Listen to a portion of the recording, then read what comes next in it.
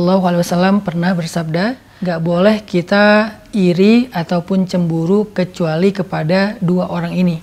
Salah satu di antara dua orang ini adalah orang yang Allah berikan harta yang berlebih, kemudian dia menghabiskan harta itu di jalan Allah SWT. Ini orang yang layak kita cemburui. Bahkan ini termasuk di antara rasa cemburu yang berpahala malah. Jadi artinya kalau misalnya kita cemburu kepada orang kayak gini, kita dapat pahala dari rasa cemburu kita, apalagi kalau kita meniru. Makanya dulu di antara para sahabat miskin pernah ada yang curhat ke Nabi gini, "Ya Rasulullah, orang kaya itu memborong pahala."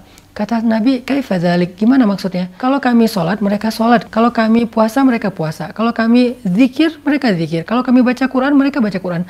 Tapi kalau mereka sedekah, kami nggak bisa sedekah. Sehingga mereka memborong pahala. Nabi tersenyum, artinya memang Nabi senang dengan kecemburuan ini. Artinya di antara kita tuh memang harus punya sifat cemburu kepada kebaikan. Bukan kepada kekayaannya, tetapi kepada sedekahnya. Untuk itu, saya pengen terus mengajak teman-teman sekalian, jamaah sekalian, yuk kita jadikan sedekah sebagai hobi kita, sebagai amal istiqomah kita sampai akhir hayat kita. Berapapun yang bisa kita berikan, tapi ada rasa ingin memberi lebih. Nah, bagaimana cara biar sedekah ini menjadi pahalanya berlipat ganda, pahalanya bukan hanya seangka yang kita berikan, maka bersedekahlah secara jama'i, secara berkelompok, berjamaah, jangan sendiri. Kalau kita sedekah sendiri, misalnya kita punya uang, kita kasih kepada seseorang, lalu dia pakai makan, maka pahala kita sebesar yang kita berikan. Tapi kalau kita sedekah berjamaah dalam sebuah proyek, sehingga manfaatnya bisa lebih, maka pahala kita bukan seberapa yang kita berikan, tapi pahala kita seberapa besar manfaat dari total sedekah tersebut, karena dia diakumulasi. Misalnya kita bangun masjid. Bangun masjid kan nggak mungkin kita bangun sendiri ya, pasti kolektif sama yang lain. Kita ngasih 100.000, kita ngasih 1 juta, sementara untuk bangun masjid butuh sekian M. Sebutlah kayak Masjid Rohilah, kita butuh dana sekitar 4 miliar. Sekarang kita baru selesai 2 miliar, masih setengah lagi.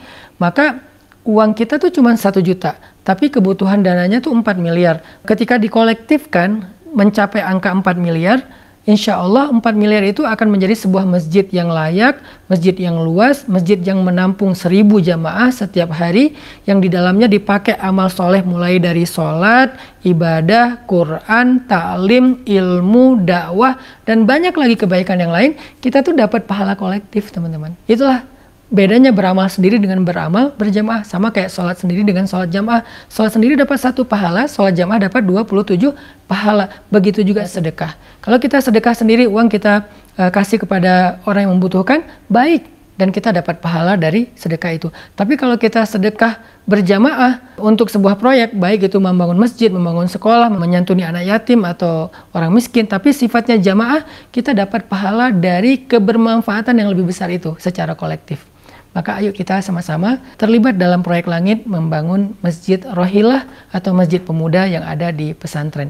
Semoga dengan sedekah kolektif kita akan mendapatkan akumulasi pahala yang besar dari setiap amal soleh yang dilakukan di Masjid Rohilah. Di Masjid Rohilah itu setiap awal bulan Hijriah kita mengadakan khatam Al-Quran 30 juz dalam sehari, dan juga doa-doa. Di akhir waktu khatam Al-Quran, kita mendoakan orang yang punya saham dalam membangun masjid, yang punya kontribusi dalam membangun masjid. Kita doakan orang-orang tua kita, guru-guru kita, dan kita mengharapkan yang terbaik dari pahala-pahala untuk mereka semuanya.